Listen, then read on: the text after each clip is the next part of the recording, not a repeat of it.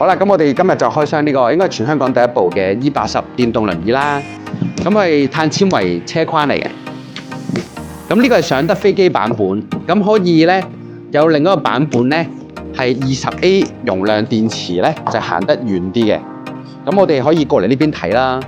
係啊，咁其實你見到包裝都做晒所有嘢㗎啦，都好精細。即係咧個充電器喺度啦，唔同嘅充電線，即係全世界唔同用嘅線都有啦。咁我哋呢個係黑白色版本，係黑色同白色漸變嘅。咁其實一個人就可以攞出嚟，即係當然係成年男啦，係啦。咁就比起佢上一代咧叫 E40咧，係輕細咗好多嘅。咁真係好靚㗎。咁佢全黑，係開咗佢先啦，開咗佢你會睇得好啲。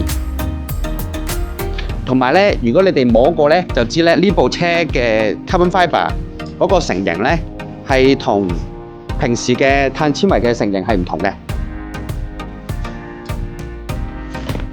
咁佢呢個係一個黑白嘅漸變色啦，另外仲有一個綠白嘅漸變色。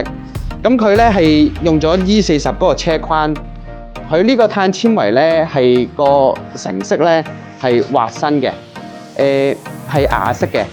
咁你會見到佢幾靚咯，真係好靚咯。咁咧，我哋而家開機咧，你見到佢就依家12A 嘅電係紅色燈。咁咧，我哋開機啦。咁其實咧呢度仲有好多唔同嘅功能嘅，譬如話咧呢度咧就係 touch 嘅光 torch light 係啦。咁啊閂燈係啦。咁呢度咧係都識得講嘢啦，開機閂機會有聲咯。